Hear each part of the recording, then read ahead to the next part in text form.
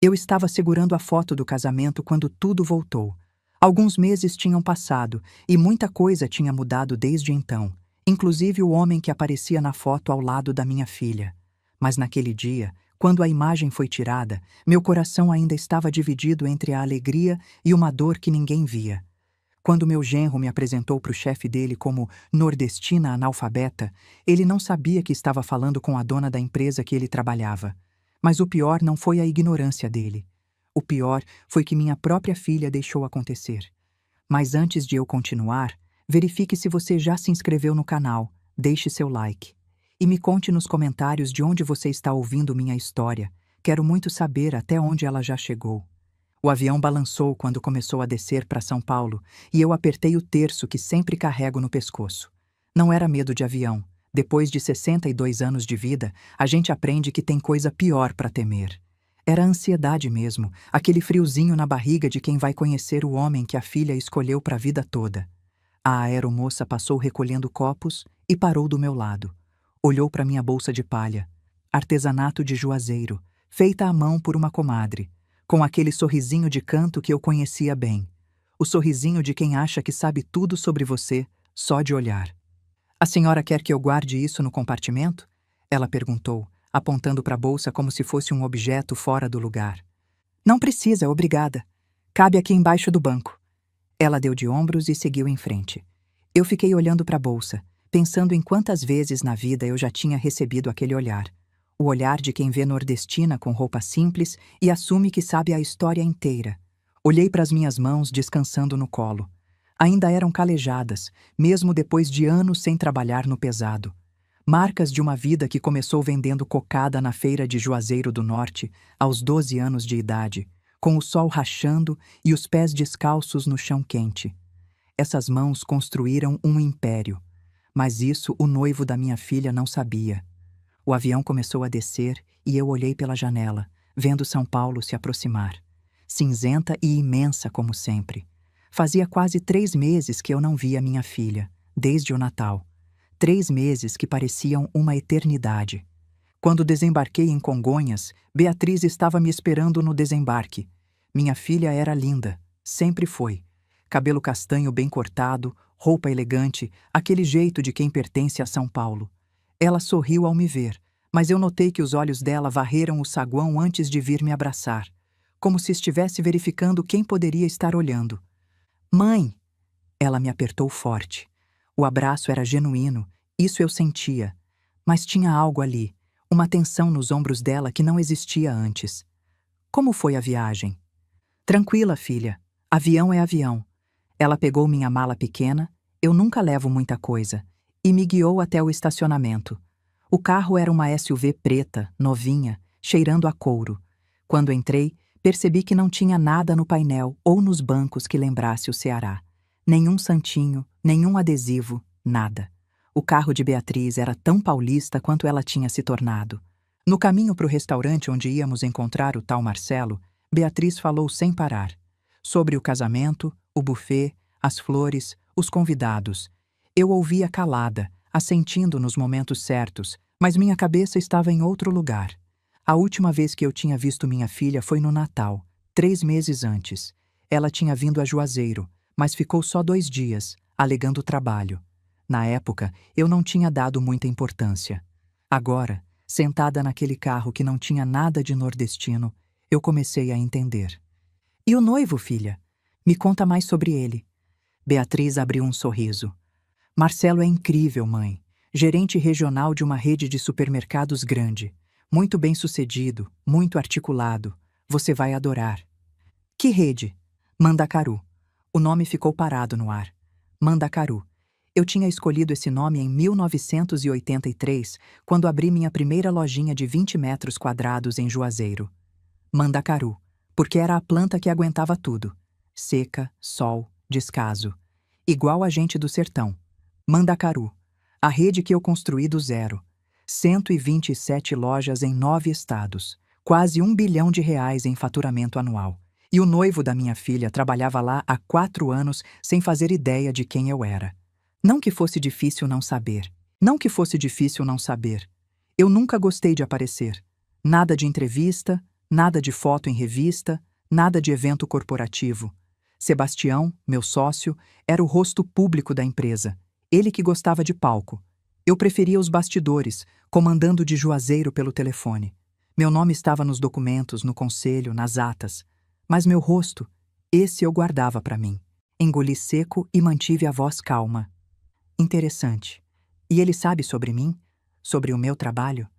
Beatriz hesitou. Foi só uma fração de segundo, mas eu vi. Mãe vê tudo. Eu disse que você trabalhou com comércio, que está aposentada agora. Silêncio.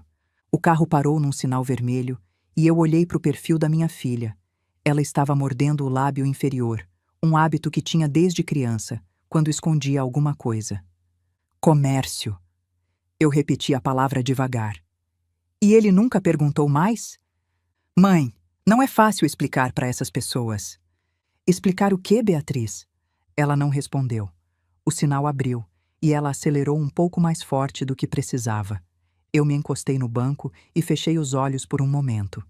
Então era isso. Minha filha tinha vergonha de mim. A dor veio rápida, feito facada. Não era a primeira vez que eu sentia isso na vida. Ser julgada por ser nordestina, por falar com sotaque, por não ter cara de rica. Mas nunca tinha vindo da minha própria filha. Respirei fundo e guardei a dor num canto do peito, onde já tinha tanta coisa guardada. Hoje não era dia de confronto. Hoje era dia de conhecer o noivo. O restaurante ficava em Pinheiros, um desses lugares com iluminação baixa e garçom de avental comprido. Decoração bonita, ambiente agradável. Eu conhecia bem esse tipo de lugar. Marcelo já estava na mesa quando chegamos. Ele se levantou ao nos ver e eu tive minha primeira impressão dele. Bonito, isso não podia negar. Cabelo bem cortado, terno azul marinho que parecia caro, relógio no pulso que brilhava até demais. O sorriso era largo, confiante, o tipo de sorriso de quem nunca ouviu não na vida. Mas tinha algo nos olhos dele, um jeito de olhar que eu conhecia bem, o olhar de quem mede as pessoas antes de cumprimentar. Dona Carmen! Ele veio até mim com os braços abertos, mas parou antes de me abraçar, optando por um aperto de mão. Firme demais. Finalmente! A Bia fala tanto da senhora? Bia. Eu pisquei. Minha filha sempre foi Beatriz. Quem era essa Bia? O prazer é meu, Marcelo. Ele puxou a cadeira para mim, cavalheiro, e sentou de frente.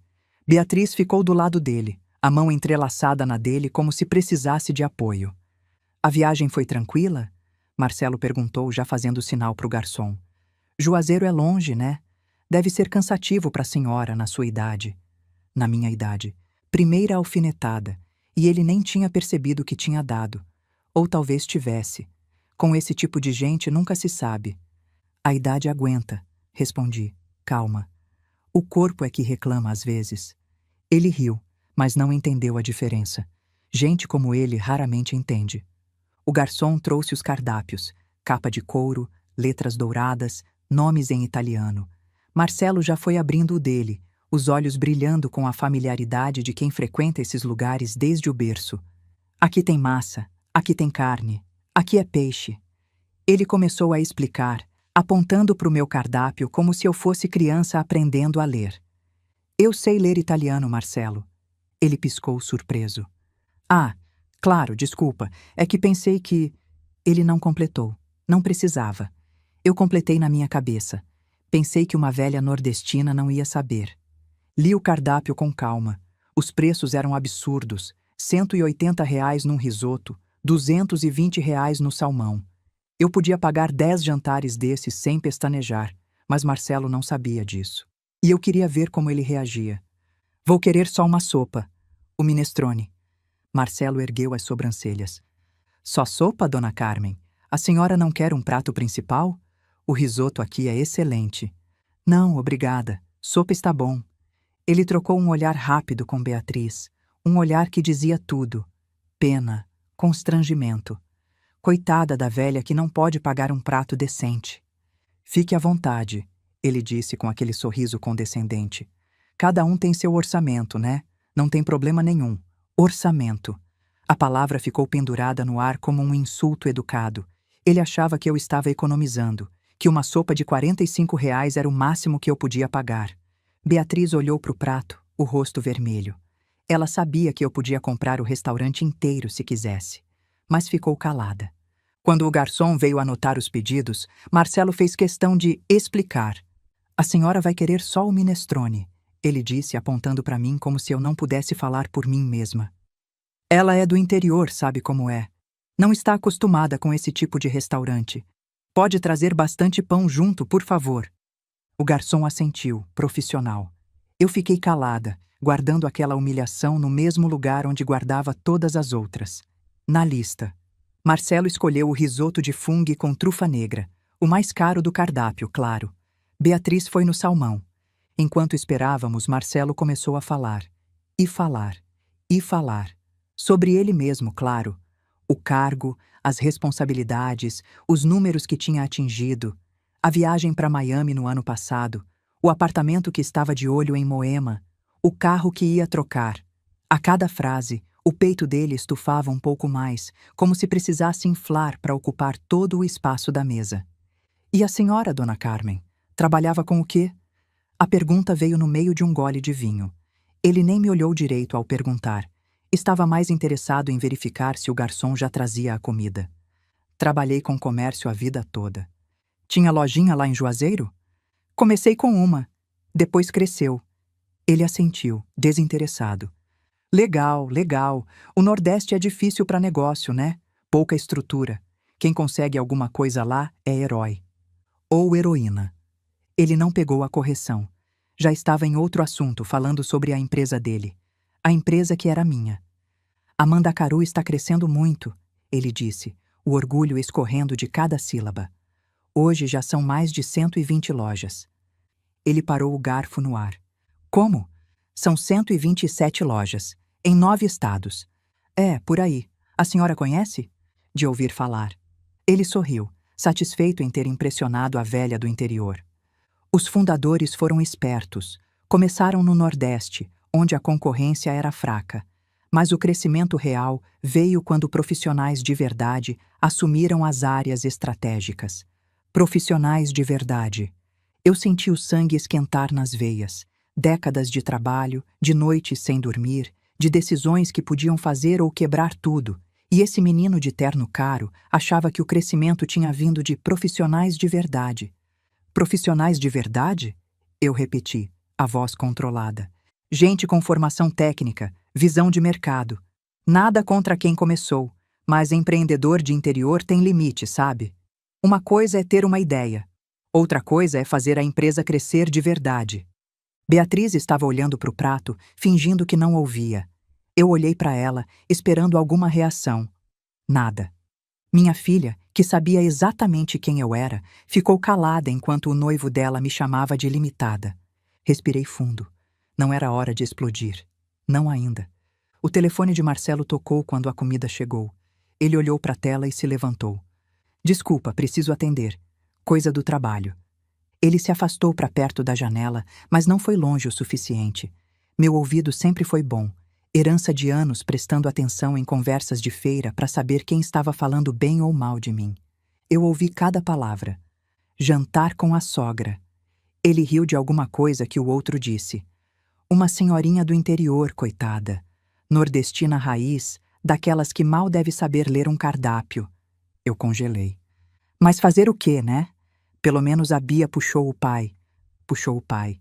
O pai de Beatriz era Fernando, um engenheiro paulista que eu conheci nos anos 80, quando a Mandacaru estava começando a crescer.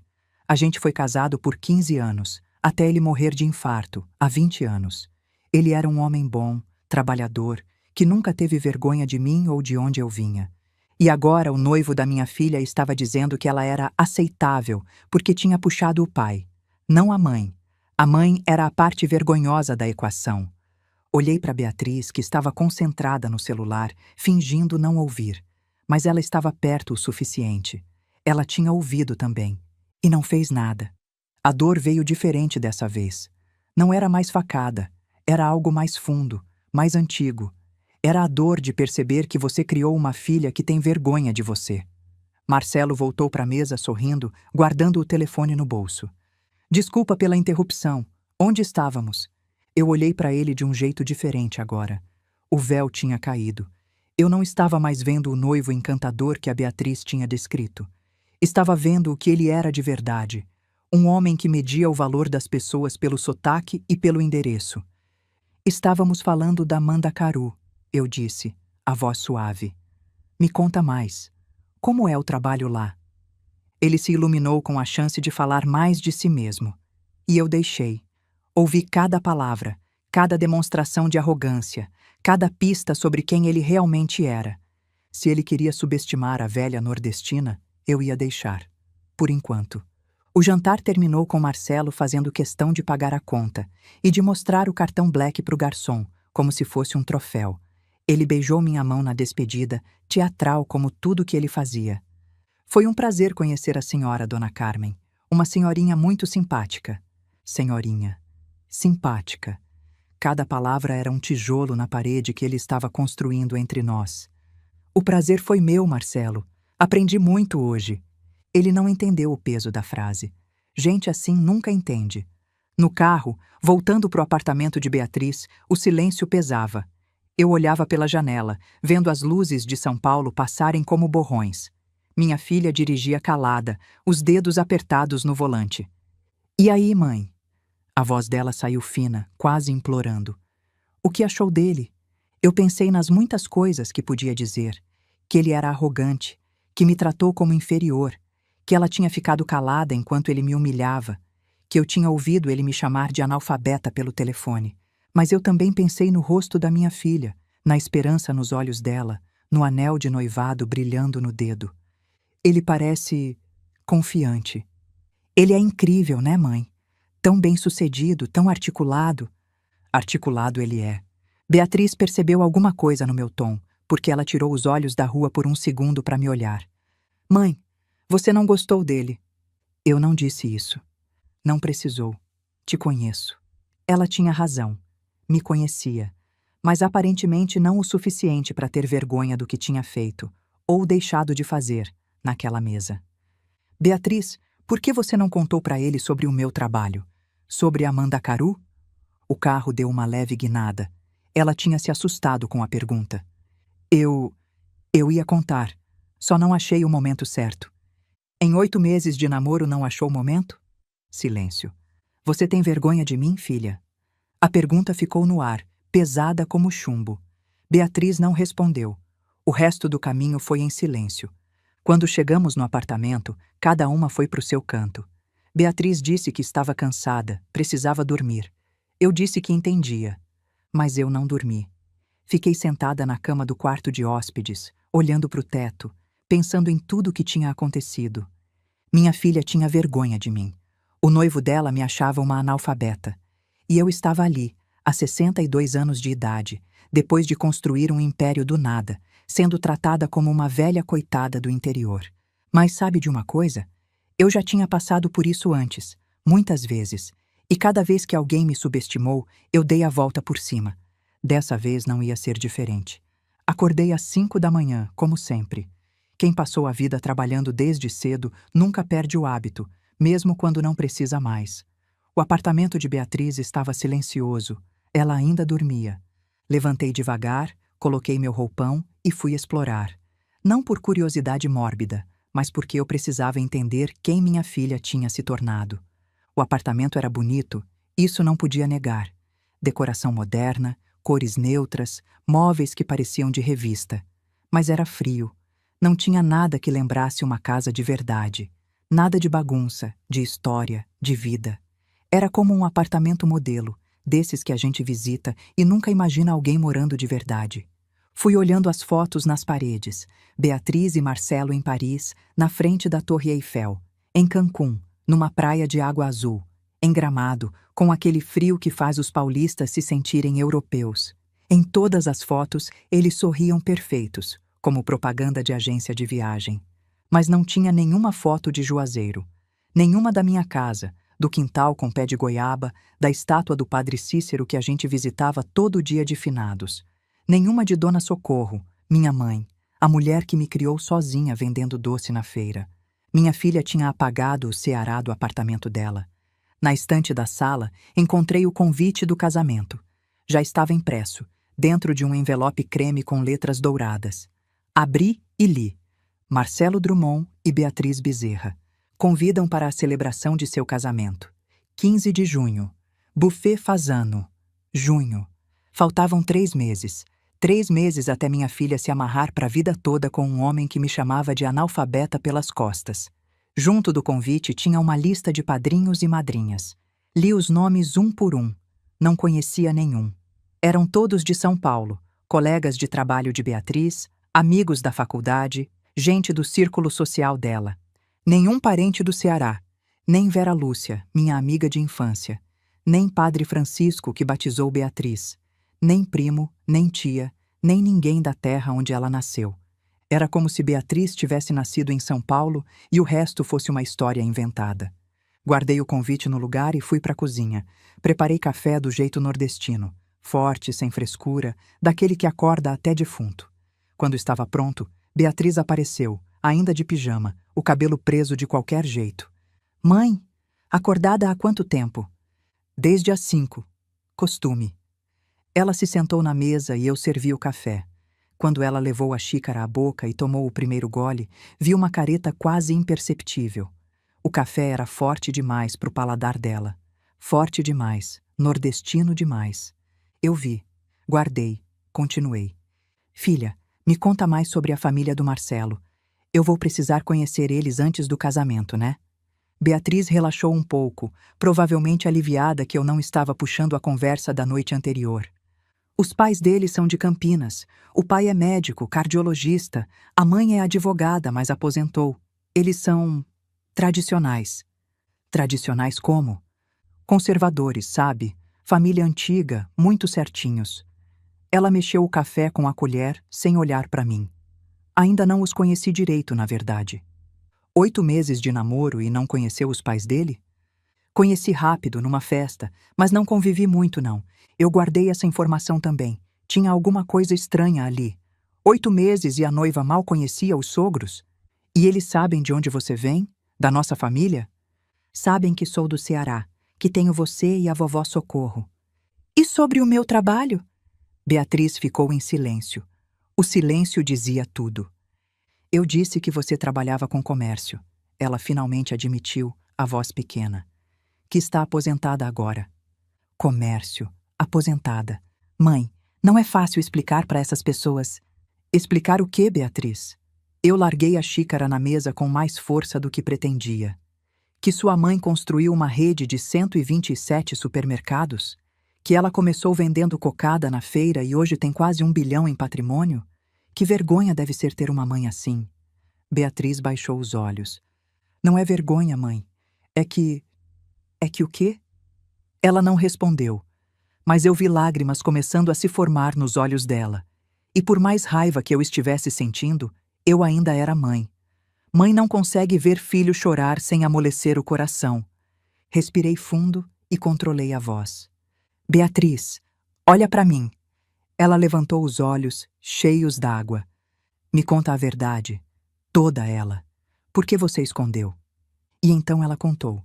Contou sobre chegar em São Paulo aos 18 anos para fazer faculdade, cheia de sonhos e sotaque carregado. Contou sobre os colegas de classe que riam quando ela falava oxe ou mainha. Sobre os professores que assumiam que ela tinha cota, não mérito. Sobre as festas onde ela ficava no canto porque ninguém queria conversar com a Paraíba.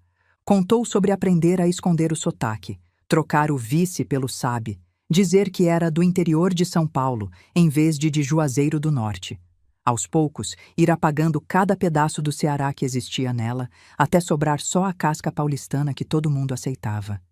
E com o Marcelo, ela soluçou, foi mais fácil ser só a Bia, arquiteta de São Paulo, do que ser a Beatriz, filha de uma dona de supermercado nordestina. Dona de rede de supermercados, eu corrigi, mas a voz já estava mais suave. Tem diferença. Para eles não tem, mãe. Pra gente como o Marcelo e a família dele, nordestino é tudo igual. Não importa se é rico ou pobre. O sotaque já é suficiente para ser menos. Eu fiquei em silêncio, processando.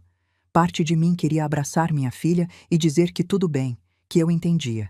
Mas outra parte, a parte que tinha sido cuspida na cara em uma sala de reunião em 1995, essa parte sabia que entender não significava aceitar. Eu sei como é, filha, eu disse finalmente. Você acha que não sei? Eu vivi isso a vida inteira. Cada porta que eu abria, tinha alguém do outro lado querendo fechar na minha cara. Mas você é forte, mãe. Eu não sou. Força se constrói, Beatriz. Tijolo por tijolo. Cada vez que alguém me humilhou, eu coloquei um tijolo a mais na minha parede. E foi essa parede que me protegeu para chegar onde cheguei. Ela me olhou, as lágrimas escorrendo. E o que eu fiz? Ao invés de construir parede, eu me escondi. Eu tive vergonha de você, mãe. Da senhora que me deu tudo. A dor na voz dela era genuína. E por mais que eu estivesse ferida, eu também era mãe. E mãe perdoa. Sempre perdoa. Me levantei, dei a volta na mesa e abracei minha filha. Ela se agarrou em mim como fazia quando era pequena e tinha medo de trovão. Desculpa, mãe, ela repetia entre soluços. Desculpa, desculpa, desculpa. Chiu. Eu afaguei o cabelo dela. A gente vai resolver isso. Juntas.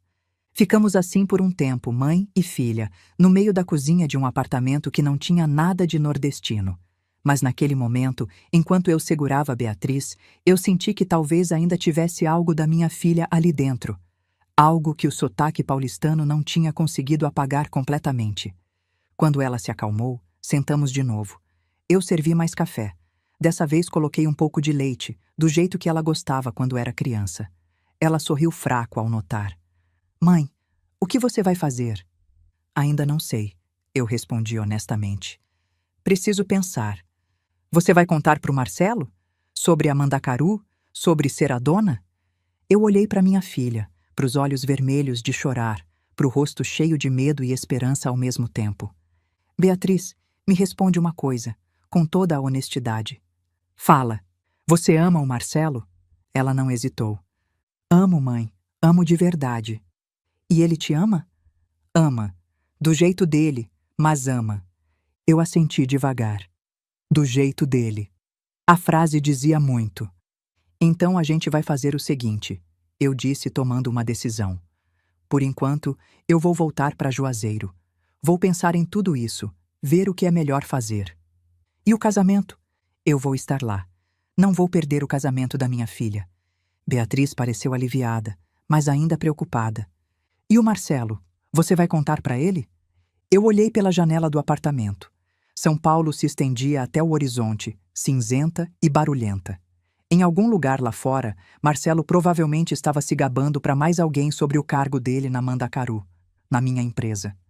Eu quero ver primeiro quem ele é de verdade, filha.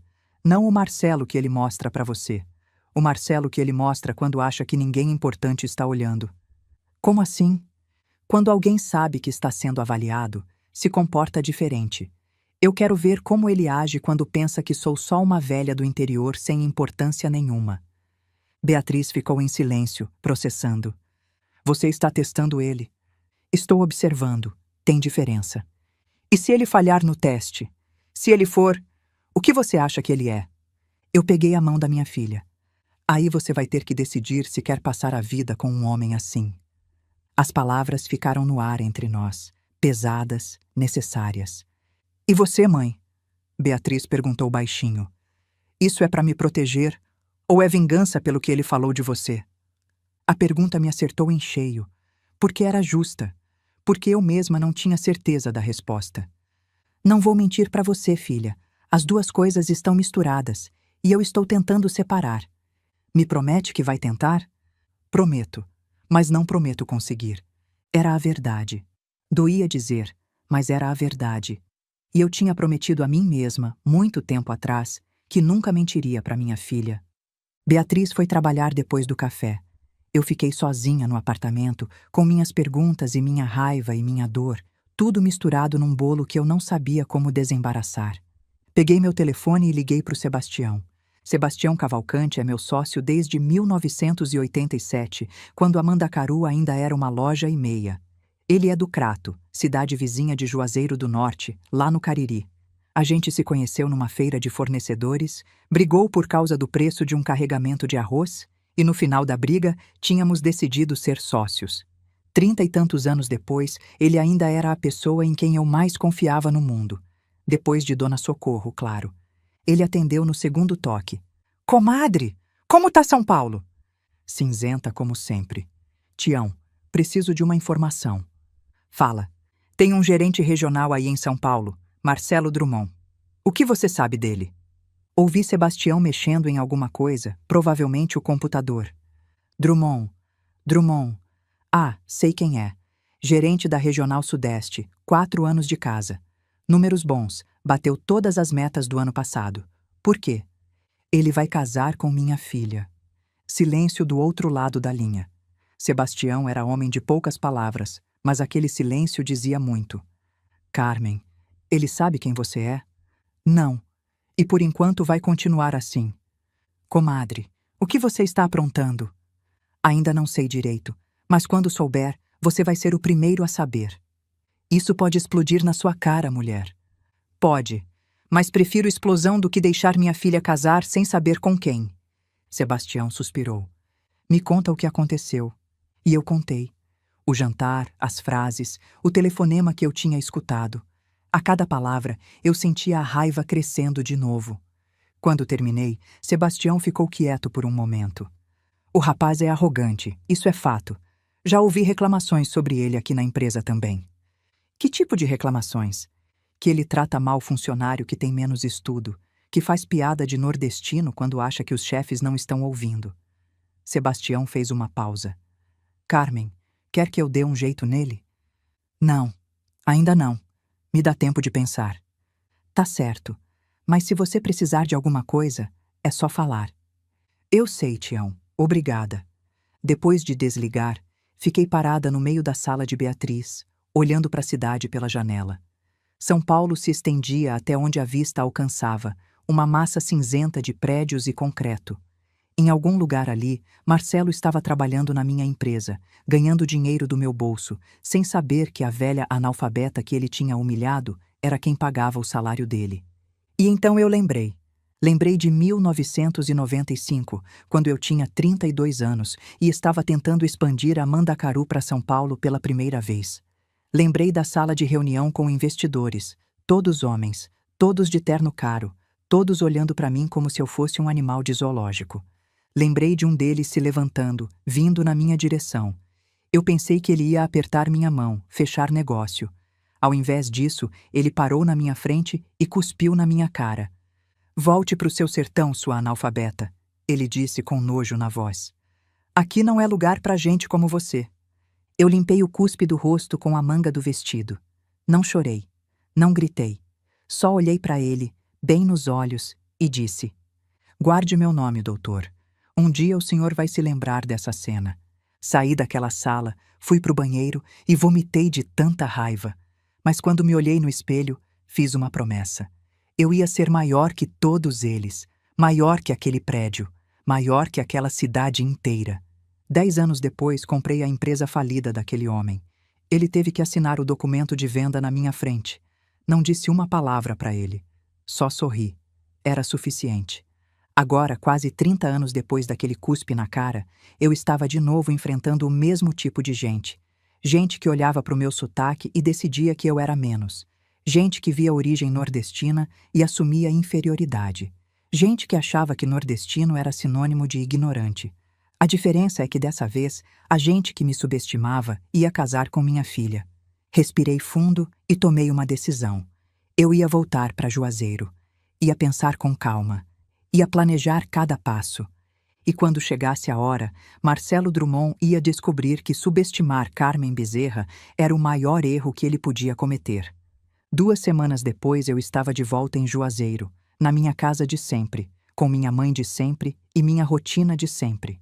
O sol do Ceará me recebeu quente como abraço de parente, e eu respirei fundo aquele ar seco que eu conhecia desde que nasci. Era bom estar em casa.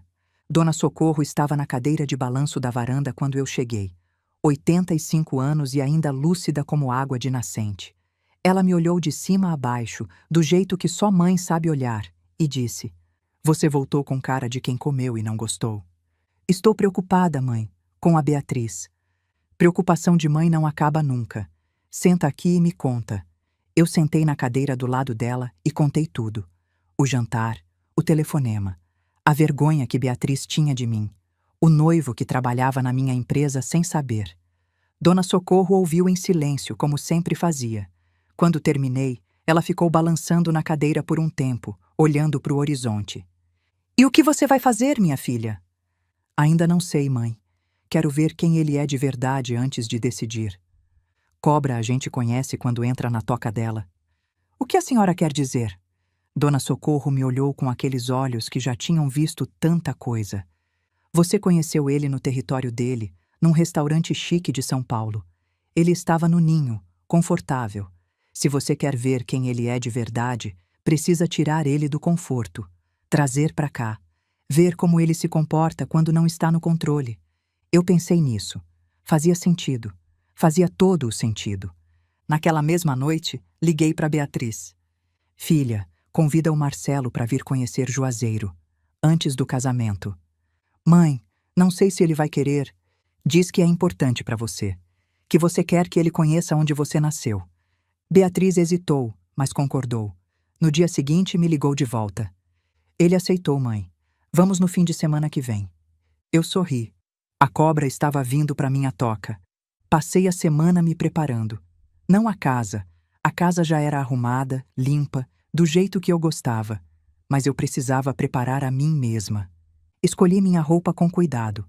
Vestido de linho verde escuro, sandália de couro, brincos de ouro que tinham sido da minha avó. Elegante, confortável, do jeito que eu gosto de me vestir. Dona Socorro me observou me arrumando e balançou a cabeça. "Vai bonita, minha filha." "Vou de mim mesma, mãe, sem fantasia." "Cuidado com esse moço." Eu beijei a testa dela. "Deus me guie, mãe." Busquei os dois no aeroporto de Juazeiro. Aeroporto pequeno, quente, sem frescura. Quando vi Marcelo descendo do avião, já estava suando, a cara de quem tinha pisado em outro planeta. "Por que não tem ar-condicionado nesse aeroporto?" Ele perguntou, para ninguém em particular. "Bem-vindo ao Ceará," eu disse, sorrindo. "Aqui a gente se acostuma com o calor." Ele me cumprimentou com aquele beijo no ar que paulista gosta de dar, sem encostar direito. "Dona Carmen, que bom ver a senhora de novo." "Igualmente, Marcelo. Vamos? O carro está ali fora." Fomos até minha Hilux preta estacionada na frente. Marcelo olhou para o veículo sem muito interesse. Provavelmente esperava um motorista de terno e uma SUV importada. "A senhora dirige, Dona Carmen?" "Desde os 18. Aprendi em caminhão, na verdade. Carro é fácil perto." Ele entrou no banco de trás. Não ofereceu o da frente para Beatriz, eu notei, e ficou olhando pela janela enquanto eu dirigia pelas ruas de Juazeiro. Eu fui apontando os lugares importantes. Ali é onde eu vendia cocada quando era menina, naquela esquina. 12 anos de idade, sol de rachar. Marcelo fez sem muito interesse. Aquela igreja é onde eu casei, e onde a Beatriz foi batizada. Outro E esse mercado aqui era minha primeira loja. "Ah, a vendinha?" "A primeira. Hoje tem mais." Ele não perguntou quantas. Não tinha interesse em saber nada sobre mim. Eu era só um obstáculo entre ele e o casamento com a filha de um engenheiro paulista. Meu sítio ficava a 15 minutos do centro de Juazeiro, no meio do mato. 3 hectares de terra, com casa simples, pomar de goiaba e um curral com meia dúzia de cabras. Eu tinha comprado aquele terreno em 1990, quando a Mandacaru começou a dar os primeiros lucros de verdade. Poderia ter me mudado para uma mansão depois que o dinheiro cresceu, mas nunca quis. Ali era meu refúgio, o lugar onde eu me sentia em paz. Marcelo olhou pela janela quando entramos na estrada de terra, a cara de quem estava confirmando tudo o que já pensava. "É longe, né?" Ele comentou, mais para si mesmo do que para mim. 15 minutos do centro. Para quem é daqui, é pertinho. A casa era de alvenaria, pintada de branco, com varanda de madeira e telhado de cerâmica. Simples, limpa, bem cuidada. Nada que impressionasse um gerente de São Paulo acostumado com apartamento em Moema. Marcelo desceu do carro e olhou em volta com aquele sorriso educado que gente rica faz quando visita a casa de pobre. "Que rústico, Dona Carmen," ele disse, escolhendo a palavra com cuidado. "Obrigada. É do meu jeito." Mostrei a casa. A sala pequena com sofá de tecido florido, a cozinha com fogão a lenha, a varanda que dava para o pomar. Ele olhava tudo com ar de antropólogo, estudando uma tribo primitiva, confirmando cada preconceito que já tinha. Dona Socorro estava na varanda quando chegamos, cadeira de balanço, terço na mão, olhos afiados de quem já viu muita coisa na vida. Mãe, esse é o Marcelo, noivo da Beatriz. Socorro olhou para ele de cima a baixo, devagar, sem pressa. Marcelo estendeu a mão e falou alto e devagar, como se ela fosse surda ou lenta. Prazer, Dona Socorro. Muito bonito aqui. Minha mãe não apertou a mão dele. Só continuou olhando. Meu ouvido tá bom, moço. E a cabeça também. Não precisa gritar. Marcelo ficou vermelho. Desculpa, eu só achou que velho nordestino é surdo ou lento? Silêncio pesado. Era a primeira vez que alguém devolvia para Marcelo na mesma moeda. Ele não sabia como reagir. Senta aí, moço. Socorro apontou para a cadeira do lado dela. Vou analisar você melhor. Marcelo sentou, desconfortável.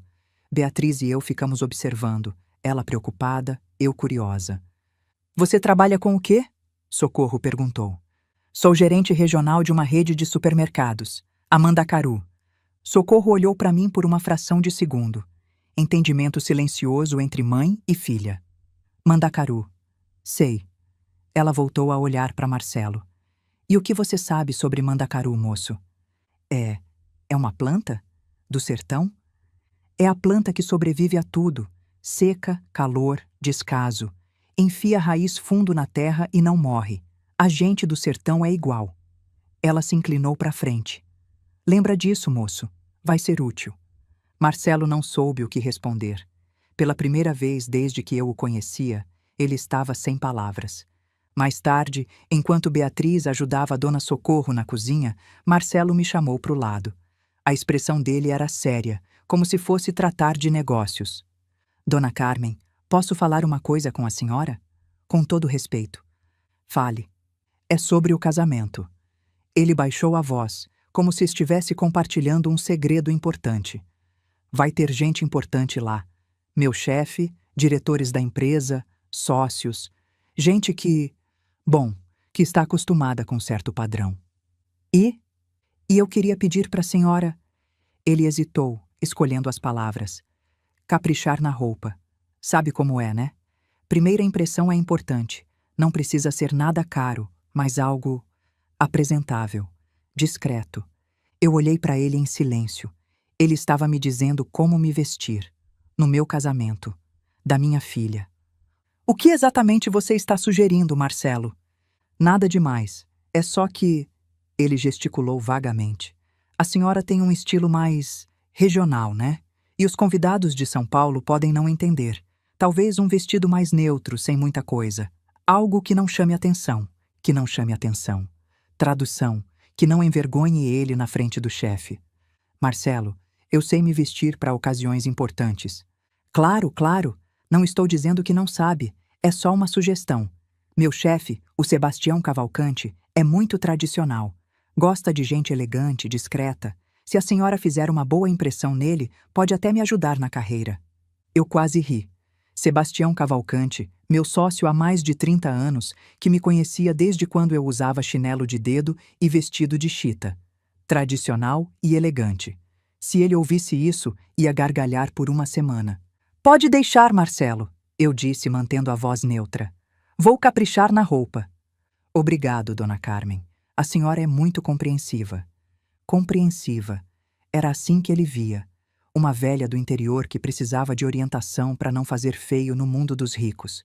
Guardei mais essa. A lista já estava grande. No dia seguinte, levei Marcelo e Beatriz para conhecer a cidade.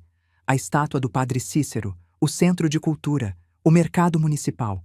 Marcelo fotografou tudo com aquele ar de turista em país exótico, provando comidas com cara de quem mostra coragem. Isso aqui é... diferente, ele disse, provando carne de sol pela primeira vez. Diferente bom ou diferente ruim? Diferente rústico. Rústico. A palavra preferida de quem quer falar mal sem parecer mal educado. No final do passeio, eu o levei para um lugar especial. Quero mostrar uma coisa para vocês. Paramos em frente a um prédio comercial no centro. Hoje era uma loja de móveis, mas eu conhecia cada tijolo daquele lugar. Entrei e fui falar com o dono, um velho amigo que tinha comprado o ponto de mim há muitos anos. Ele me levou para o depósito e tirou de trás de umas caixas uma placa velha de madeira, pintada à mão. Mercearia Mandacaru, 1983. Beatriz se emocionou ao ver. Mãe, eu nunca tinha visto isso. Comecei aqui, filha. 20 metros quadrados. Eu e sua avó. Marcelo olhava para a placa sem entender muito. Legal, dona Carmen. A senhora teve sua vendinha. Tive, e depois tive outras. Outras vendinhas? Tipo, 2 ou 3? Eu olhei para ele, bem nos olhos. Tipo 127, Marcelo. O sorriso dele morreu. 127? Vendinhas? Supermercados, em 9 estados. Talvez você conheça. Trabalha em um deles. Ele riu nervoso. Dona Carmen, a senhora está brincando, né? Eu não ri. Pareço estar brincando? Beatriz interveio antes que eu dissesse mais. Mãe, não. Calma, filha. Não é agora. Voltei a olhar para Marcelo. Você trabalha na Mandacaru há 4 anos e nunca pesquisou a história da empresa? Eu sei que foi fundada no Nordeste. Por quem? Eu não lembro os nomes. Pois devia lembrar. Eles assinam seu contra-cheque. Eu virei as costas e saí. Beatriz e Marcelo ficaram parados, ele com cara de quem levou um soco sem ver de onde veio. Mais tarde, Beatriz me contou o que aconteceu depois que eu saí. Ele ficou rindo nervoso, ela disse. Falou que você estava exagerando, que velha do interior sempre aumenta as coisas, que devia ser outra Mandacaru, uma rede regional pequena com o mesmo nome. E você não corrigiu? Não. Deixei ele acreditar no que queria acreditar.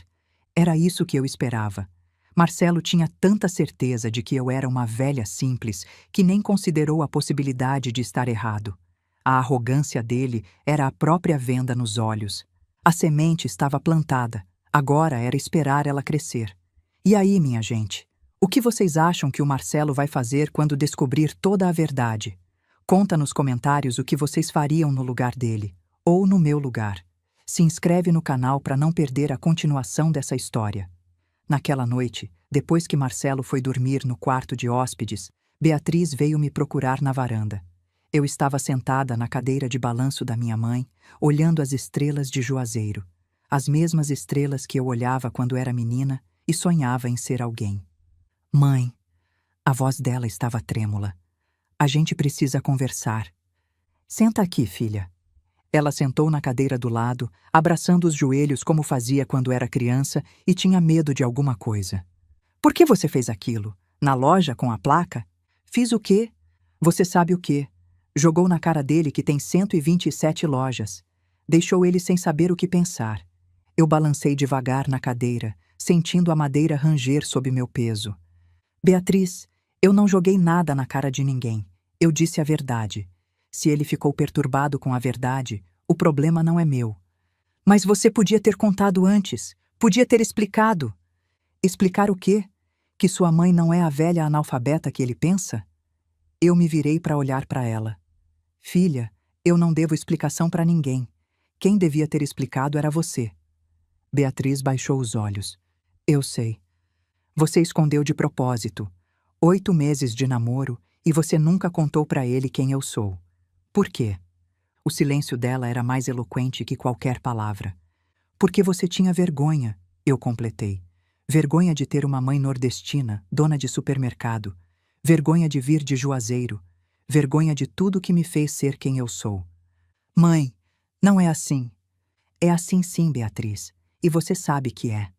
Ela começou a chorar. Lágrimas silenciosas, daquelas que a gente tenta segurar, mas não consegue. Eu errei, mãe. Eu sei que errei. E agora não sei mais como consertar. Eu suspirei fundo. A raiva que eu sentia estava misturada com dor, e a dor estava misturada com amor. Porque no final das contas, aquela era minha filha. A menina que eu tinha carregado na barriga, amamentado, criado. A pessoa por quem eu tinha trabalhado a vida inteira. Beatriz, olha para mim. Ela levantou os olhos, vermelhos de chorar. Eu te amo. Isso não vai mudar nunca. Não importa o que aconteça, mas eu preciso que você entenda uma coisa. O quê? Eu passei 62 anos construindo quem eu sou. Cada tijolo dessa construção foi colocado com suor, com lágrima, com sangue às vezes. E eu não vou deixar ninguém, nem você, nem seu noivo, nem ninguém, me fazer sentir menos por causa disso. Eu nunca quis que você se sentisse menos, mãe. Mas foi o que aconteceu. Quando você esconde de onde vem, você está dizendo que de onde vem é vergonha. E eu não sou vergonha de ninguém. Beatriz soluçou. O que eu faço agora? Agora você decide. Eu peguei a mão dela. Você ama o Marcelo? Amo. Ama de verdade? Do tipo que aguenta a tempestade? Acho que sim. Acho, não é certeza, filha. Eu amo ele, mãe. Mas estou com medo. Medo de quê?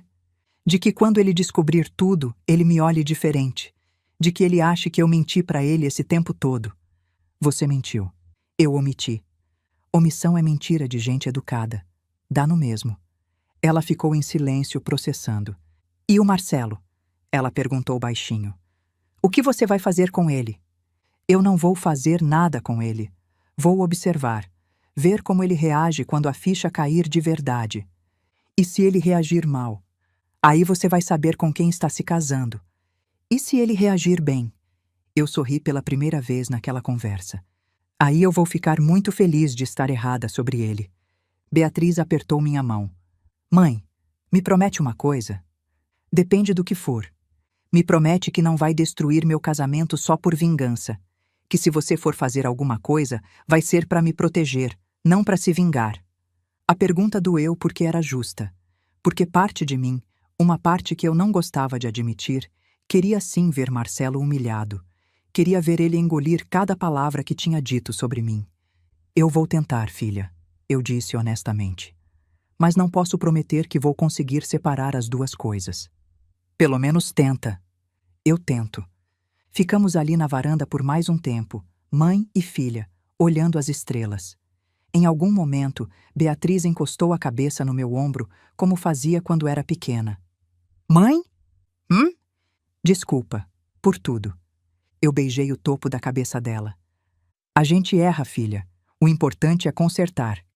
E lá dentro, Marcelo dormia tranquilo, sem saber que o chão estava prestes a se abrir debaixo dos pés dele. Marcelo e Beatriz foram embora no dia seguinte. O clima estava estranho. Ele mal olhava para mim, provavelmente ainda processando o que eu tinha dito na loja. Na despedida, ele apertou minha mão sem dizer nada além de um obrigado por nos receber.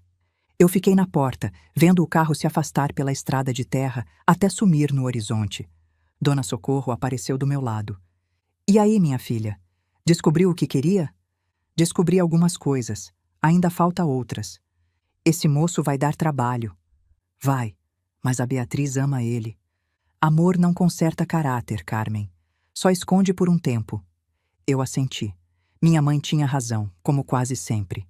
As semanas seguintes foram de espera e observação. Eu voltei à minha rotina em Juazeiro. Ajudava na pousada da Vera Lúcia, ia à missa com Dona Socorro, cuidava do pomar. Mas toda noite, Beatriz me ligava. Ela tinha se tornado meus olhos em São Paulo. Mãe, aconteceu uma coisa hoje, ela disse numa dessas ligações, umas 3 semanas depois da visita. Conta. Teve um churrasco na casa de um amigo do Marcelo. Eu fui junto. E? Ele fez piada de você, mãe. Eu senti o sangue esquentar, mas mantive a voz calma. Que tipo de piada? Disse que a sogra dele é de Juazeiro, terra do padre Cícero, e que não sabe se você sabe o que é um iPad ainda. Todo mundo riu. E você? Silêncio do outro lado. Beatriz? Eu não ri, mãe. Dessa vez eu não ri.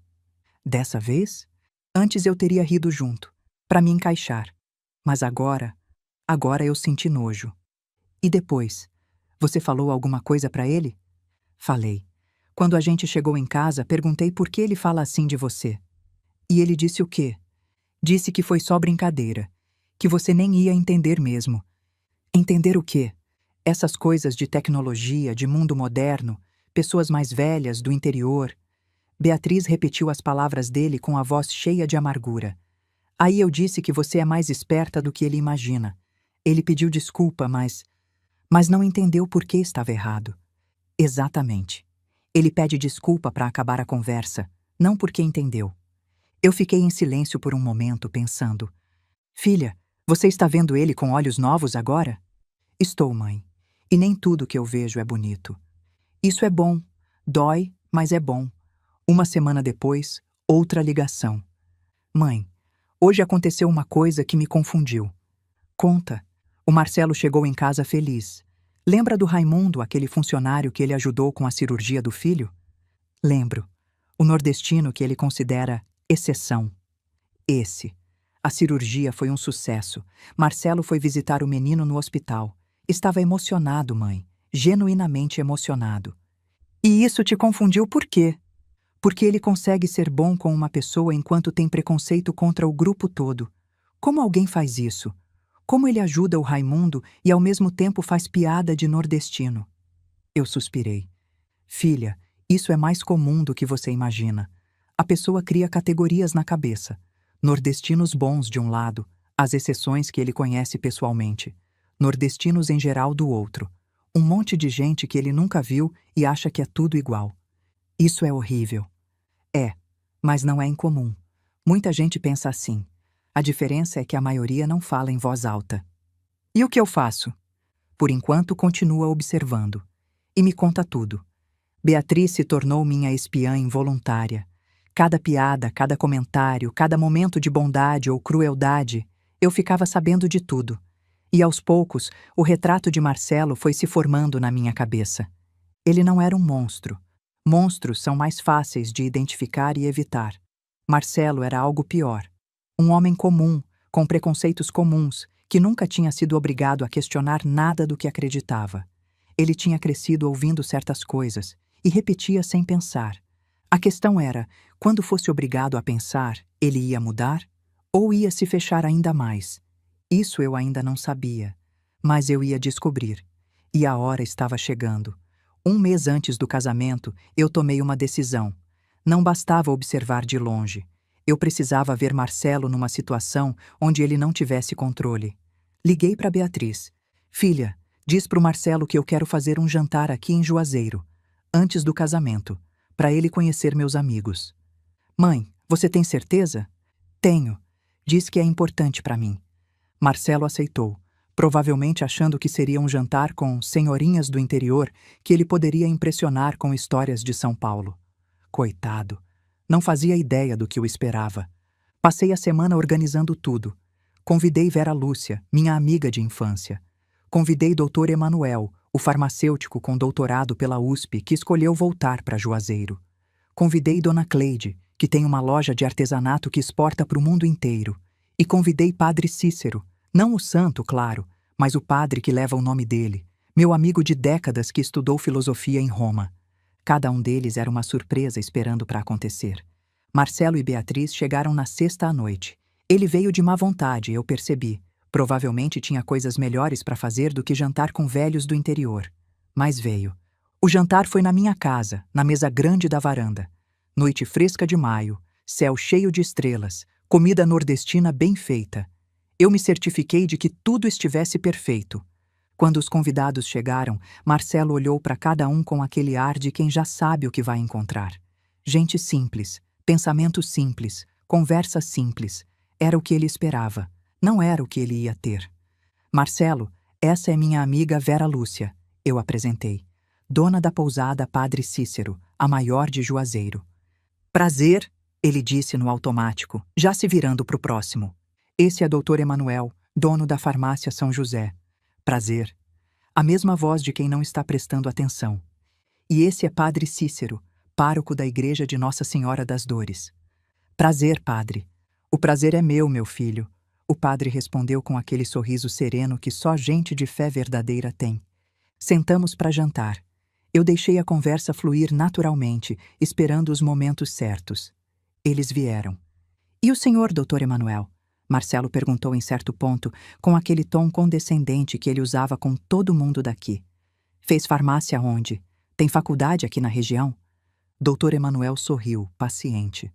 Fiz na USP, na verdade. Depois fiz doutorado em bioquímica, também lá. Marcelo piscou. Na USP? Doutorado? Isso. Voltei para Juazeiro porque quis. Minha terra, minha gente. Mas Marcelo não conseguia processar. O senhor podia estar em São Paulo, ganhando muito mais. Dinheiro não é tudo, meu jovem. Às vezes a gente escolhe felicidade. Marcelo ficou calado, claramente reavaliando suas suposições. A próxima surpresa veio de Dona Cleide. E a loja de artesanato, Dona Cleide? Marcelo perguntou. Vende para a região? Para a região e para o mundo, meu filho. Ano passado tive cliente japonês que comprou o estoque inteiro de renda. Outro do Canadá que voltou 3 vezes. Exporto artesanato local para 15 países. 15 países? É pouco ainda. Quero chegar a 20 antes de me aposentar. Marcelo olhou para mim, como se pedindo confirmação de que aquilo era real. Eu só sorri, mas a verdadeira bomba veio de Padre Cícero. E o senhor, padre? Marcelo perguntou, provavelmente esperando ouvir que ele tinha estudado em algum seminário local. Onde fez a formação? Em Roma, meu filho. 6 anos no Vaticano. Estudei filosofia e teologia com alguns dos maiores pensadores da igreja. Roma? Isso. Podia ter ficado lá. Me ofereceram cargo na cúria. Mas meu lugar é aqui, servindo o meu povo. Marcelo estava ficando menor a cada revelação, a cada história, a cada surpresa. O pedestal onde ele se colocava ia desmoronando. E então Vera Lúcia decidiu que era hora de ser direta. Então você é o noivo da Beatriz? Ela perguntou, olhando Marcelo de cima a baixo. Bonito. Mas me conta, o que você acha de Juazeiro? Marcelo engoliu seco. É interessante. Diferente de tudo que eu conhecia. Diferente bom ou diferente coitados? Como assim? Eu vi sua cara no mercado da outra vez quando você provou a carne de sol, olhando para a comida como se fosse coisa de outro planeta. Vera se inclinou para frente. Quero saber, você olha para a gente daqui como gente ou como atração turística? Silêncio na mesa. Todos os olhos em Marcelo. Eu respeito muito a cultura local, ele disse, a voz vacilando. Respeitar é diferente de considerar igual. Qual dos dois você faz? Marcelo não respondeu. Passou o resto do jantar calado, olhando para o prato, claramente abalado. Depois que os convidados foram embora, eu fui para o quintal respirar. A noite estava bonita, cheia de estrelas. Eu estava satisfeita, não com crueldade, mas com justiça. Marcelo tinha passado a vida inteira achando que sabia das coisas. Agora estava descobrindo que não sabia nada. Foi aí que eu ouvi vozes. Beatriz e Marcelo no canto do quintal, pensando que ninguém estava ouvindo. Eu me escondi atrás do pé de goiaba e escutei. Você ficou quieto, Beatriz disse. Estou pensando. A Vera me deixou sem chão. E o que você está pensando? Que talvez eu seja um idiota. Essa gente toda, eles são mais qualificados que muita gente que eu conheço em São Paulo. E eu fiquei o dia todo achando que eles eram menos. E por que você achava isso? Não sei. Cresci ouvindo certas coisas. Nunca parei para questionar. E agora? Agora estou questionando. É desconfortável. Desconfortável é bom. Significa que você está pensando. Ouvi barulho de movimento, provavelmente um abraço. Me desculpa se eu já falei besteira da sua família, Marcelo disse, a voz abafada. Vou tentar ser melhor. Eu fiquei parada atrás da goiabeira, o coração dividido. Aquilo era arrependimento genuíno? Ou era só o susto do momento que ia passar assim que ele voltasse para São Paulo e para os amigos que riam das mesmas piadas? Eu não sabia. E essa incerteza era o que mais me assustava.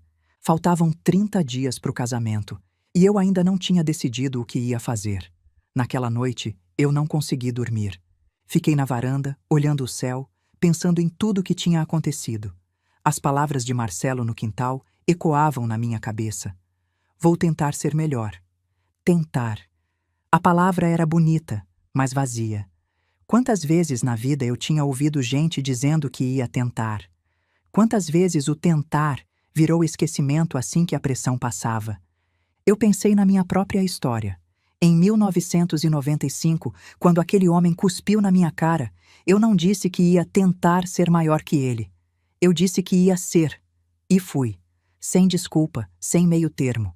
Mas Marcelo não era eu.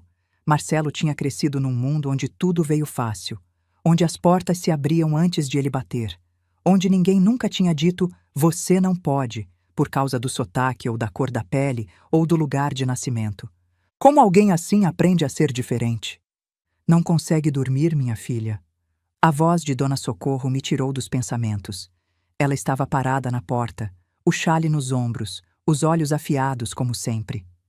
Pensando demais, mãe. Pensar demais faz mal. Vem, senta aqui do meu lado. Ela se acomodou na cadeira de balanço e eu sentei no chão, encostada nas pernas dela como fazia quando era criança. O céu de Juazeiro era imenso, cheio de estrelas que a gente não vê nas cidades grandes. Conta para sua mãe velha o que está te tirando o sono. Eu contei. Tudo. O jantar, a conversa que eu tinha escutado no quintal, a dúvida que me consumia. E agora eu não sei, mãe. Não sei se o que eu vi foi verdade ou teatro. Não sei se ele vai mudar de verdade ou se vai voltar a ser o mesmo assim que pisar em São Paulo. Não sei se estou fazendo a coisa certa. Dona Socorro ficou em silêncio por um tempo, balançando devagar na cadeira. Você quer saber o que eu acho? Quero. Esse moço está doente de uma doença que ele pegou do pai. Não escolheu pegar. Pegaram por ele quando era criança e não sabia se defender. Mas agora ele é adulto. E adulto pode escolher se curar ou continuar doente. E eu faço o quê? O que você faz com gente doente, minha filha? Tenta curar? Tenta curar. Oferece o remédio. Mas se a pessoa não quer tomar, você não pode enfiar goela abaixo. Você pode oferecer. O resto é com ela. Eu pensei nisso por um momento.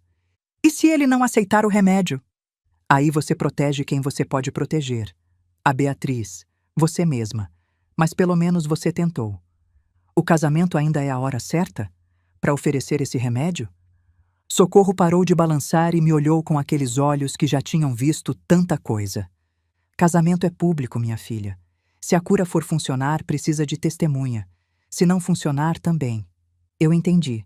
O casamento era o palco perfeito.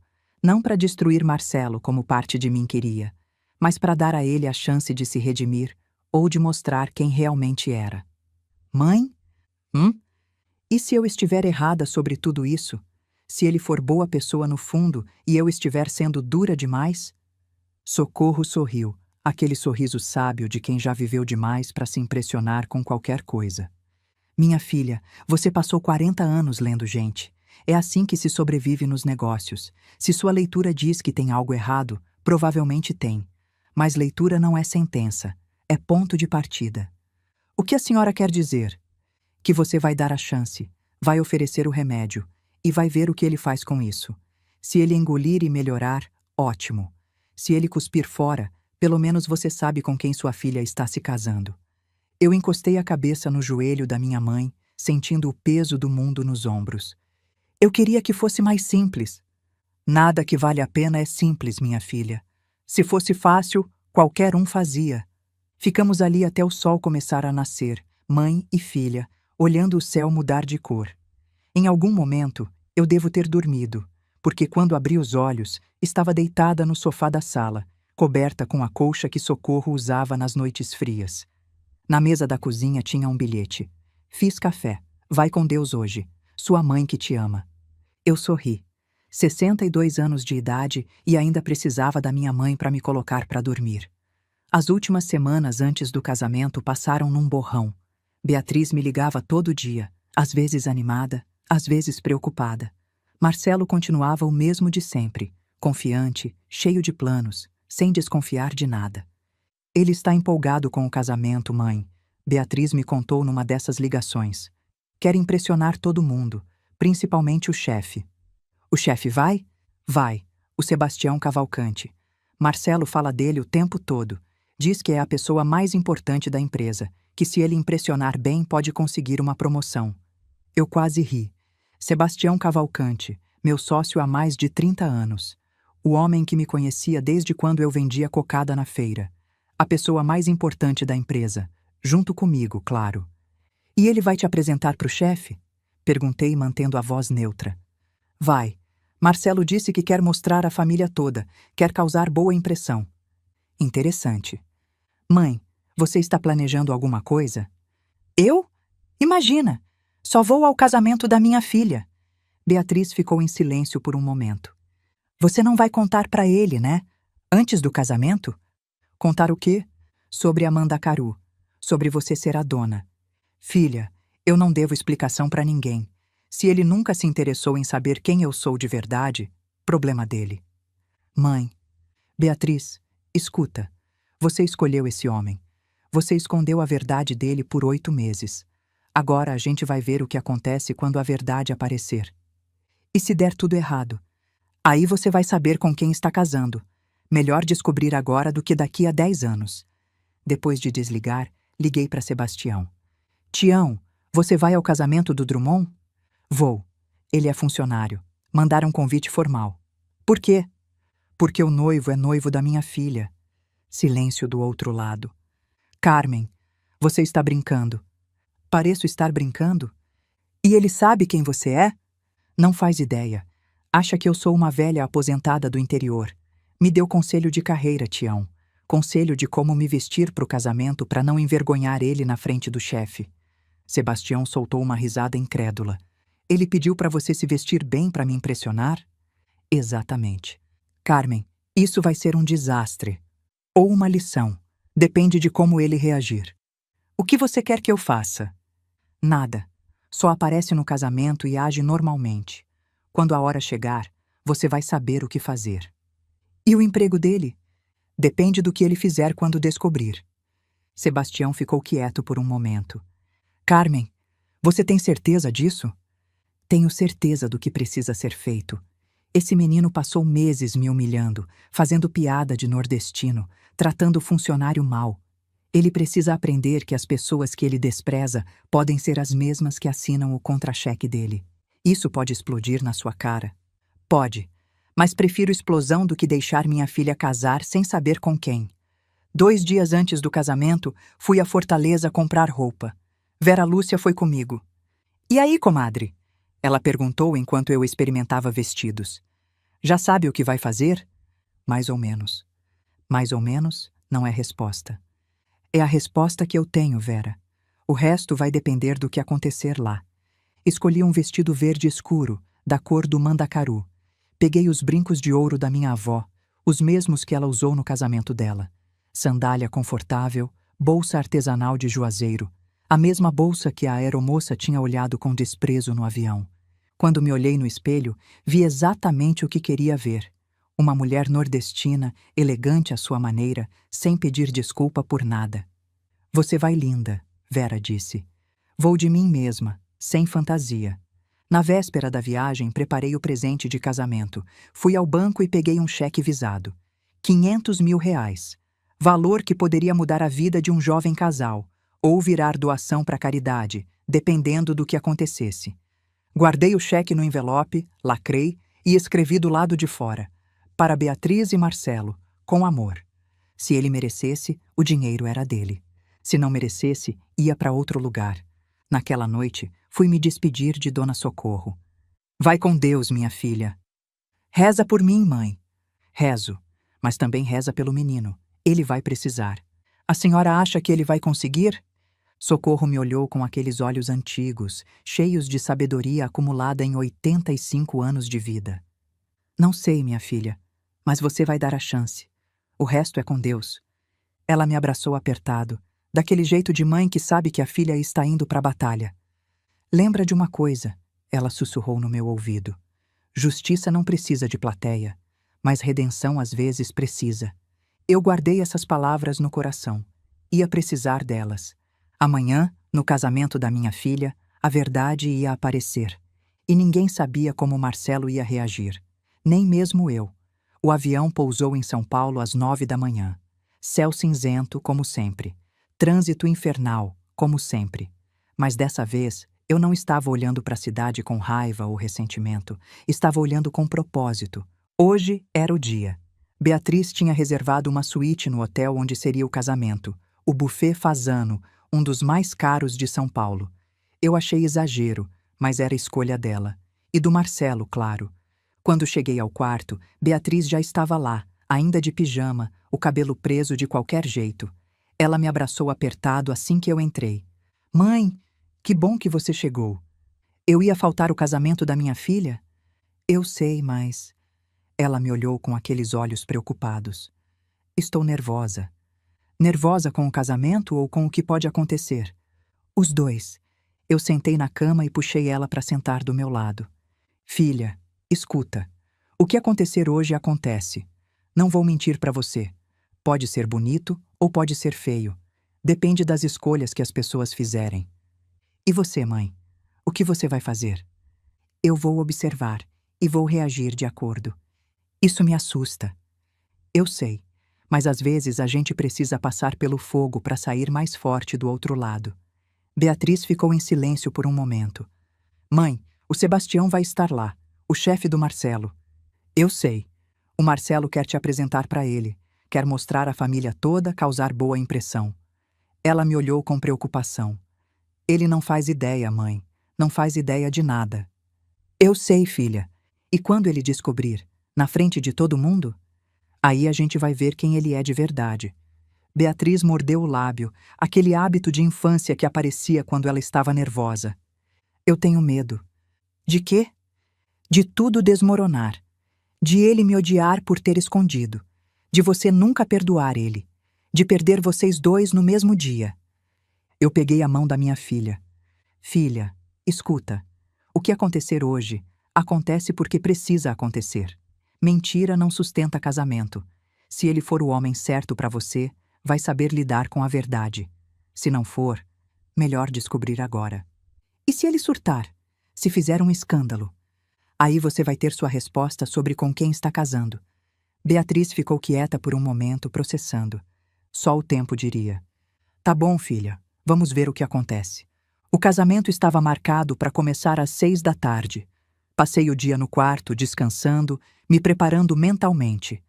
Beatriz foi se arrumar no salão de beleza e eu fiquei sozinha com meus pensamentos. Às 5 horas, comecei a me vestir. O vestido verde escuro caiu perfeitamente. Os brincos de ouro da minha avó brilhavam na luz do quarto. A bolsa de palha de juazeiro completava o conjunto, elegante à minha maneira, nordestina até o osso.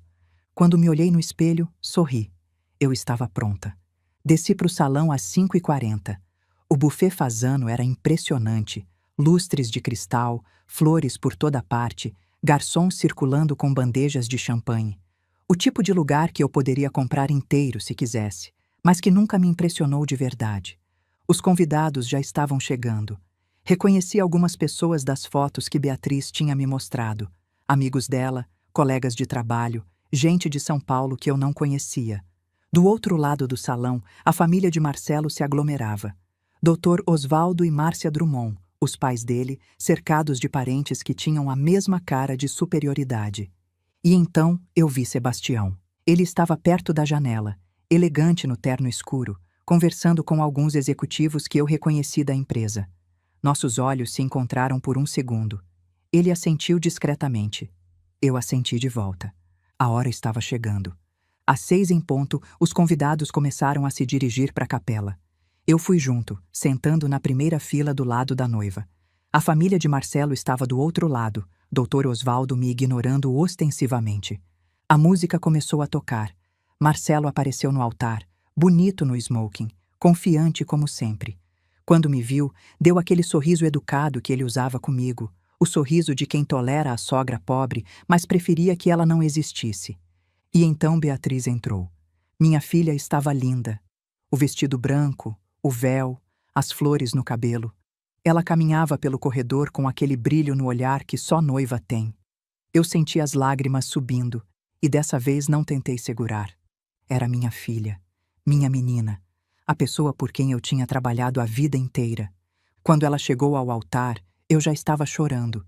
Beatriz olhou para mim e sorriu, os olhos úmidos também.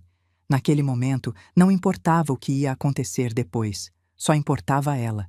A cerimônia foi bonita, tradicional, elegante, tudo que Marcelo queria para impressionar os convidados.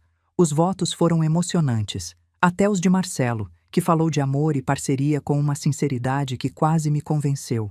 Quase. Quando o padre os declarou marido e mulher, a capela explodiu em aplausos. Beatriz e Marcelo se beijaram, e eu senti aquela mistura de alegria e apreensão que só mãe sente. Minha filha estava casada. Agora vinha a parte difícil. A recepção começou no salão principal. Champanhe, canapés, música suave. Os noivos circulavam entre os convidados, recebendo abraços e felicitações. Eu fiquei num canto, observando, esperando. Foi então que Marcelo me viu. Os olhos dele brilharam, não de afeição, mas de oportunidade. Ele veio na minha direção, trazendo Beatriz pela mão. Dona Carmen, ele me beijou no rosto com aquele entusiasmo falso. Venha, quero apresentar a senhora para uma pessoa muito importante. Beatriz me olhou com pânico nos olhos. Eu apertei a mão dela discretamente. Calma, dizia o aperto. Deixa acontecer. Marcelo me guiou pelo salão até onde Sebastião estava, conversando com alguns diretores. Meu sócio nos viu chegando e eu vi o canto da boca dele se erguer quase imperceptivelmente. Doutor Sebastião! Marcelo chamou, a voz cheia de deferência. O senhor tem 1 minuto? Sebastião se virou, o rosto numa máscara de educada curiosidade. Claro, Drummond. O que posso fazer por você? Eu queria apresentar minha sogra.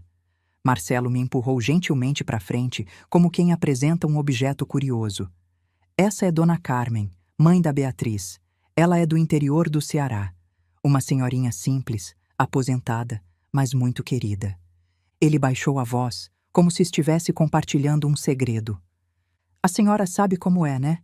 Família humilde, vida difícil no sertão. Gente simples, sem muita instrução. Mas a Bia puxou o pai, graças a Deus. Conseguiu estudar, fazer carreira, e agora está na família Drummond. Ele baixou ainda mais a voz, num tom de confidência. Entre nós, a coitada é praticamente analfabeta. Mal sabe ler. Nordestina raiz, o senhor entende. Mas é boa pessoa. Sebastião me olhou e arregalou os olhos. Você aqui? A voz dele saiu num tom que eu nunca tinha ouvido. Surpresa pura. Marcelo não entendeu nada. Continuou sorrindo, achando que o chefe estava só sendo educado com a velha do interior. Isso mesmo, Marcelo confirmou, sem notar nada. Ela veio de Juazeiro do Norte. Trabalhou com comércio a vida toda. Uma guerreira, no jeito dela. Sebastião estendeu a mão para mim. Eu apertei. E então ele disse, alto o suficiente para todo mundo perto ouvir.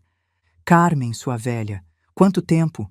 Ele me puxou para um abraço apertado, daqueles de compadre. Comadre, você está linda. Esse vestido verde é a sua cara. Marcelo congelou. O sorriso ficou paralisado no rosto, como se alguém tivesse apertado o botão de pausa. O senhor conhece minha sogra? Sebastião soltou uma gargalhada. Conhecer? Drummond, essa mulher é minha sócia há quase 40 anos. A gente construiu a Mandacaru juntos. O silêncio que se seguiu foi absoluto. Os executivos ao redor pararam de conversar. Algumas cabeças se viraram. Sócia? A voz de Marcelo saiu estrangulada.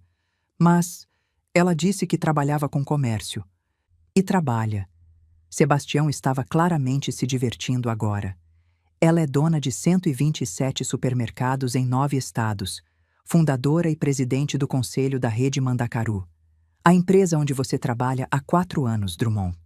O rosto de Marcelo foi do branco ao verde em questão de segundos. Ele me olhou como se estivesse vendo um fantasma. Isso não é possível. A senhora é... Carmen Bezerra. Eu completei, a voz calma. Prazer em conhecer você de verdade, Marcelo. Embora você já me conheça há meses.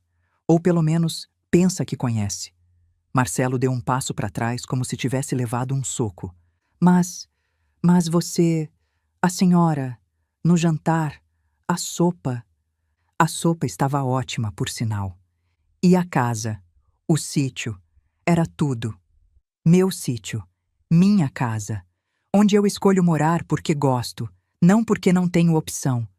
Os convidados ao redor já tinham formado um círculo silencioso.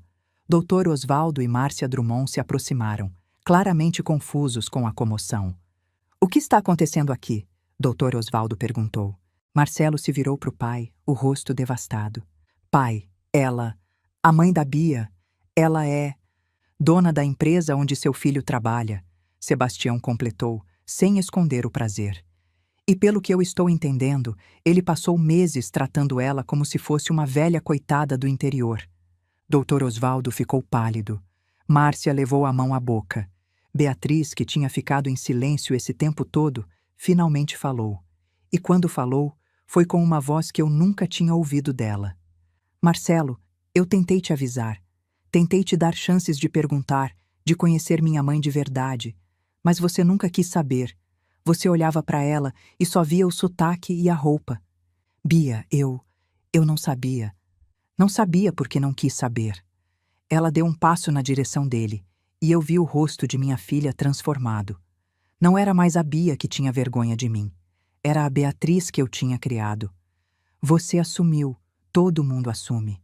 Nordestino é pobre, é ignorante, é menos. É isso que você pensa. É isso que sua família pensa. Ela respirou fundo e continuou. E eu vou te dizer uma coisa, Marcelo.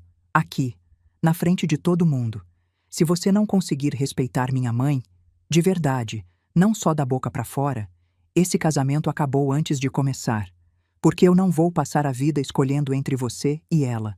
Não vou. O silêncio que se seguiu foi absoluto. Eu senti as lágrimas subindo. Minha filha tinha escolhido. Finalmente, depois de tudo, ela tinha escolhido. Marcelo olhou ao redor, desesperado. Os colegas de trabalho que ele queria impressionar estavam ali, assistindo tudo. Os diretores que ele queria bajular. E a dona da empresa, que ele tinha chamado de analfabeta pelas costas. Dona Carmen, eu preciso explicar. Explicar o quê, Marcelo? Eu dei um passo na direção dele. Que você fez piada de nordestino achando que ninguém importante ia ouvir? Que você me deu conselho de como me vestir para não envergonhar você na frente do chefe? Que você disse para o seu amigo no telefone que eu mal devia saber ler um cardápio? O rosto dele se contorceu. A senhora ouviu isso? Ouvi tudo. Cada palavra. Cada risadinha. Cada vez que você olhou para mim e viu uma velha ignorante que precisava ser tolerada. Marcelo fechou os olhos. Quando abriu, tinha lágrimas. Eu sou um idiota. Nisso a gente concorda. Mas eu amo a Beatriz. De verdade. Eu sei que fiz tudo errado, que fui preconceituoso, que fui cruel, mas eu amo sua filha. Amar alguém não é passe livre para tratar a família dela como lixo. Eu sei.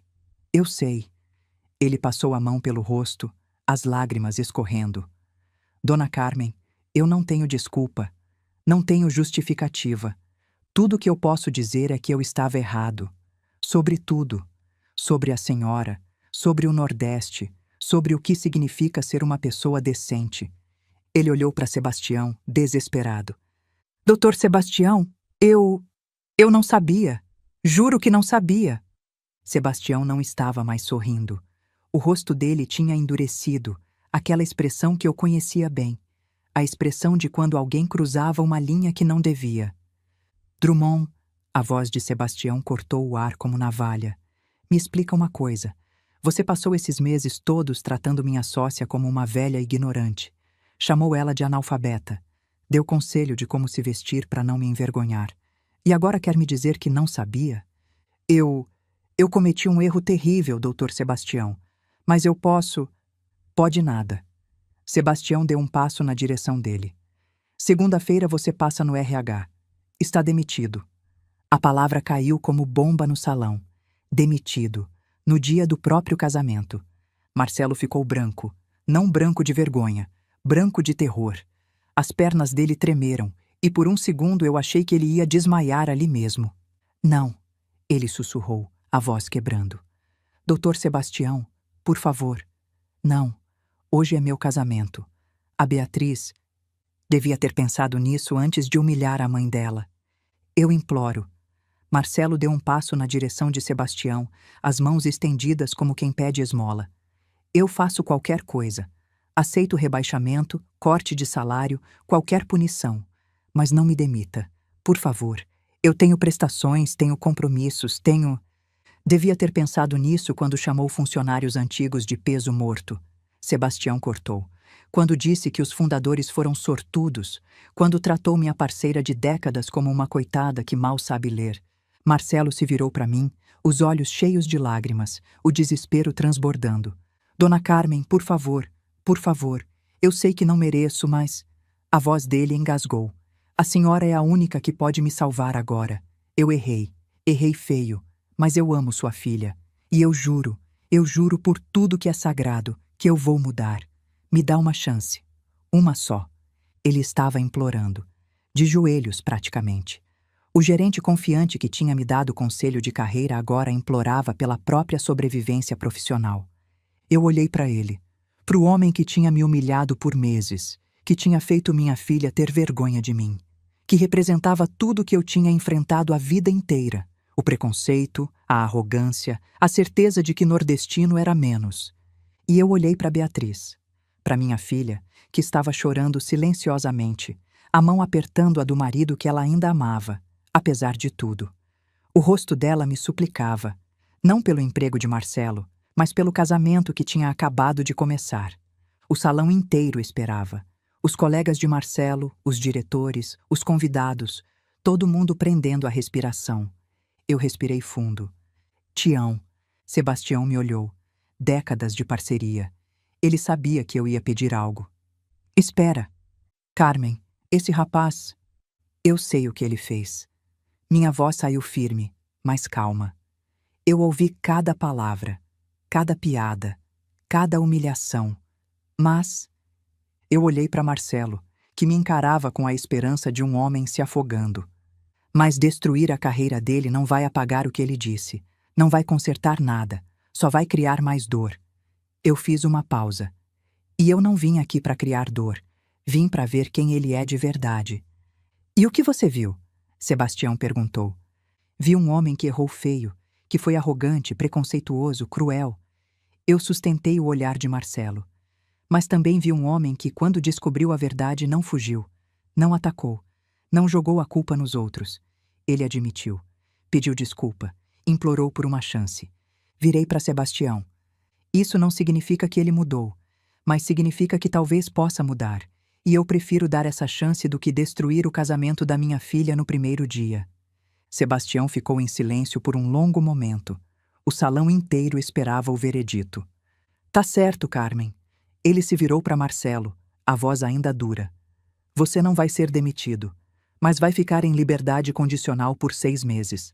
Um comentário sobre nordestino, uma piada de gente simples, um olhar torto para funcionário que você acha inferior. E você está fora, sem segunda chance, sem apelação. Entendeu? Marcelo assentiu freneticamente, as lágrimas escorrendo. Entendi. Obrigado, Dr. Sebastião. Obrigado. Não me agradeça. Sebastião apontou para mim. Agradeça a ela. Eu teria te mandado embora sem pensar 2 vezes. Marcelo se virou para mim, o rosto devastado de gratidão e vergonha. Dona Carmen, eu não sei o que dizer. Então não diga nada.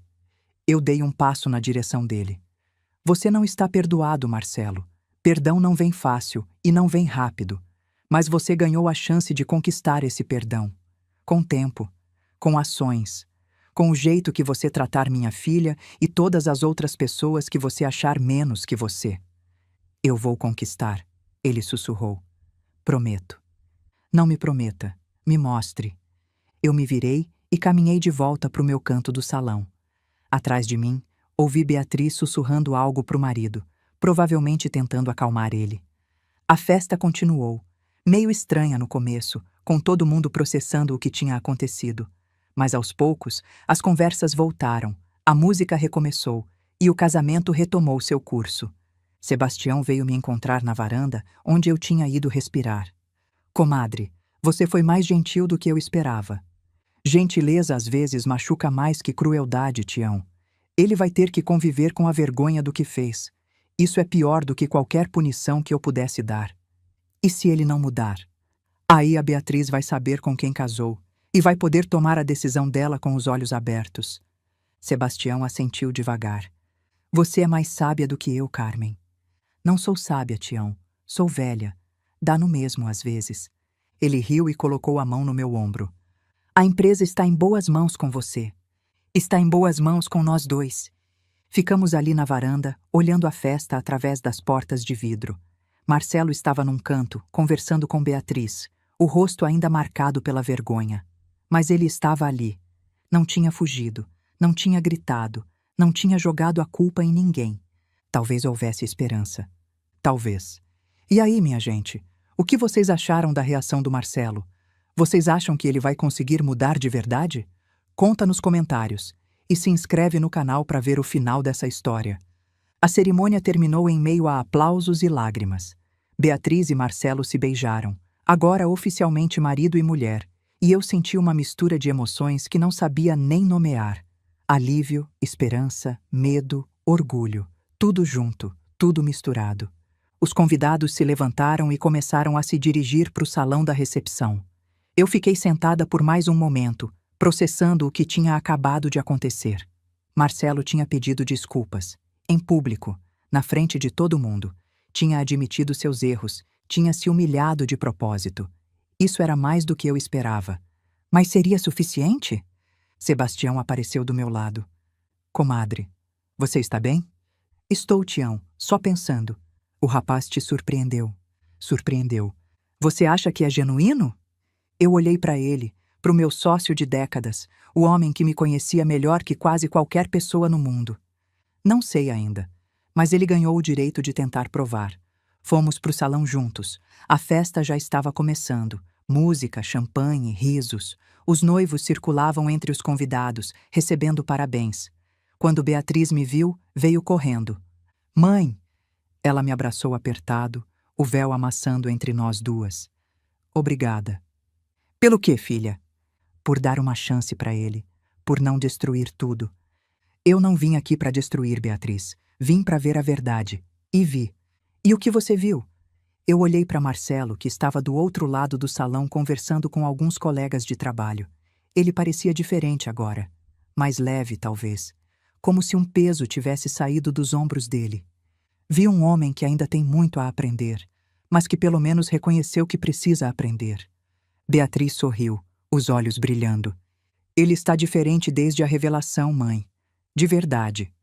Eu espero que sim, filha. De coração, eu espero. A festa continuou. Eu circulei entre os convidados, conversando com quem me abordava, mantendo a compostura. Algumas pessoas me olhavam com curiosidade.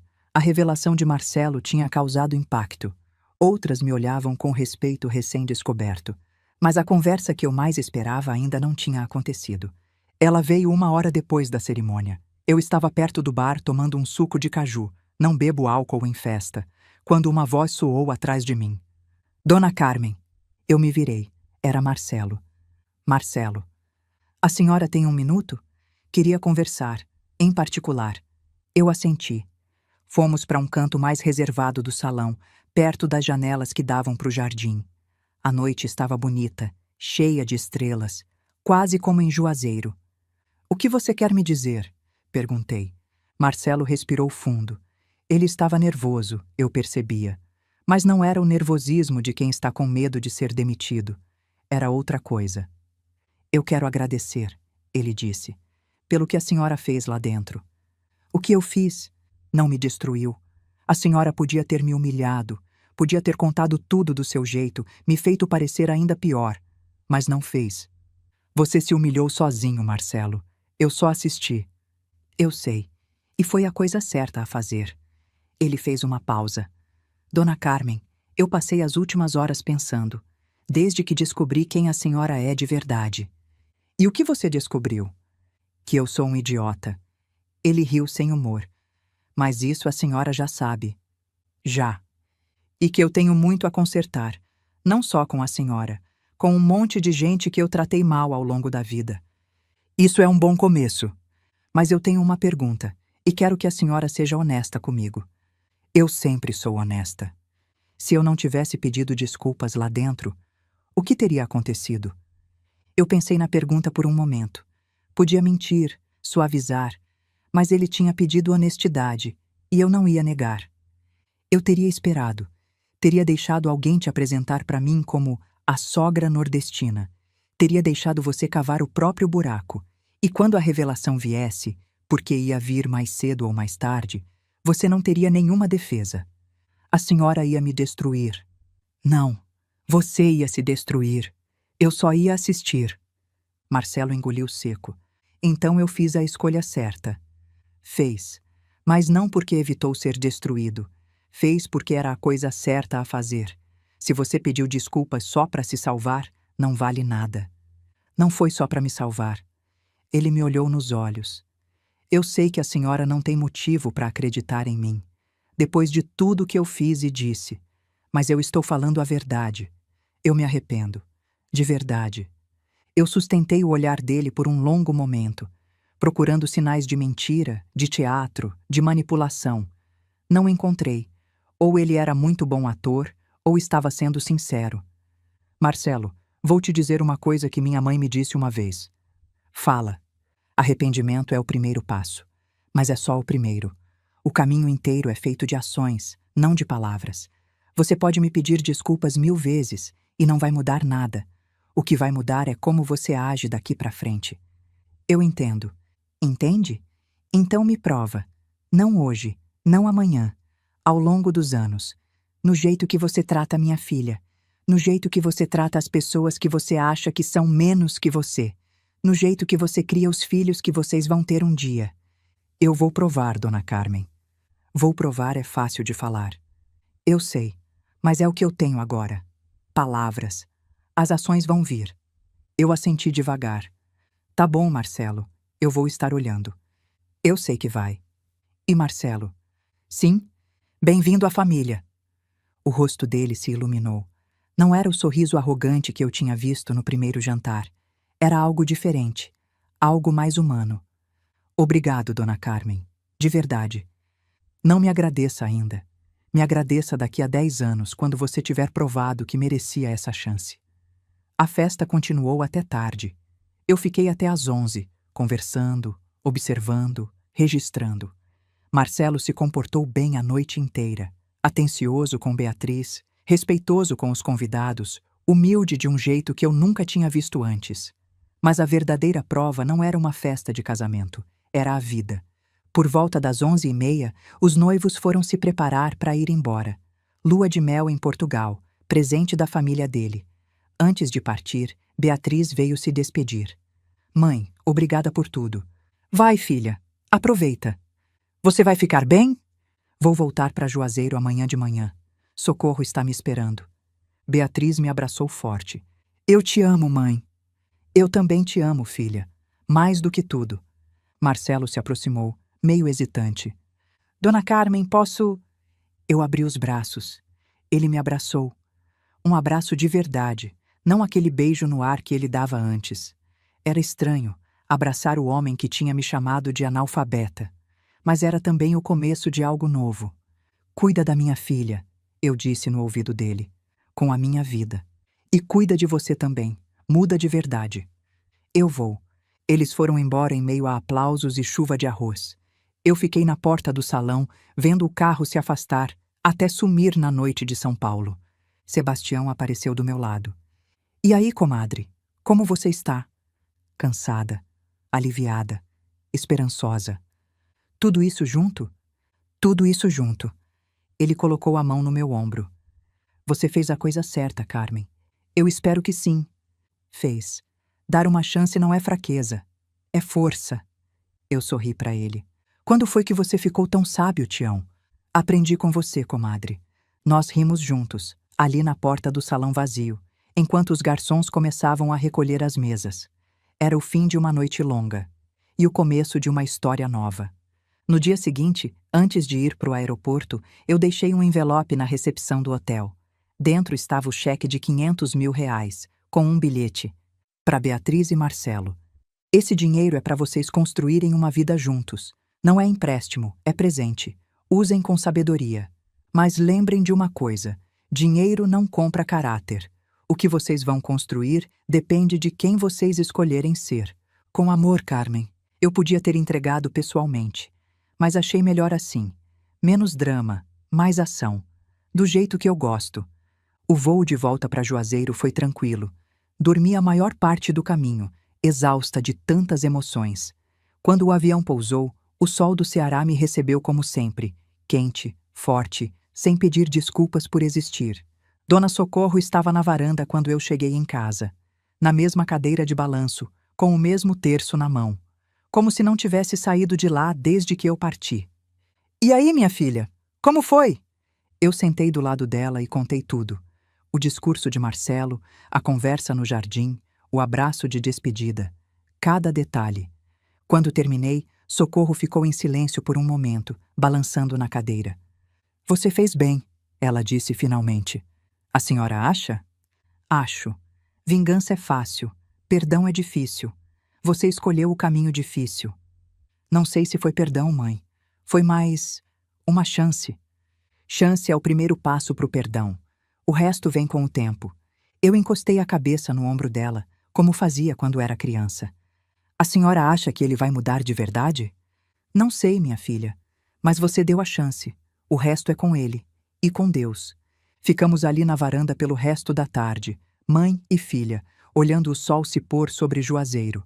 O mesmo sol que eu olhava quando era menina e sonhava em ser alguém. Eu tinha me tornado alguém. Tinha construído um império. Tinha sobrevivido a tudo que a vida jogou em mim. E agora, aos 62 anos, estava aprendendo uma coisa nova. Que às vezes a maior vitória não é destruir o inimigo. É dar a chance dele se tornar amigo. O telefone tocou numa manhã de outubro, alguns meses depois do casamento. Mãe! A voz de Beatriz estava trêmula. Eu estou grávida. Larguei o regador no chão. As lágrimas vieram antes que eu pudesse impedir. E tem mais, ela continuou. A gente quer que você escolha o nome, se for menina. Marcelo fez questão. Uma semana depois, recebi uma visita inesperada. Marcelo apareceu sozinho no sítio, com uma pasta cheia de papéis. Eu queria mostrar uma coisa para a senhora, ele disse sentando na varanda. É o que eu fiz no último ano. Ele me mostrou fotos. Dele em Juazeiro. Não como turista dessa vez, mas trabalhando. Visitando escolas, conversando com funcionários antigos da Mandacaru. E um documento. Um programa de trainee focado em jovens do interior do Nordeste. 20 vagas por ano, bolsas integrais. Sebastião me ajudou a aprovar na diretoria. Começa em janeiro. Eu olhei para ele. Para o homem que, meses antes, tinha me chamado de analfabeta. E que agora estava criando oportunidades para jovens que cresceram igual a mim. Por que você fez isso, Marcelo? Porque eu passei a vida achando que sucesso era coisa de gente com diploma caro e sobrenome bonito. E estava errado. E seu pai? O que ele acha? Não fala comigo desde então. Ele deu de ombros. Dói. Mas eu não vou mudar quem eu estou me tornando só para agradar ele.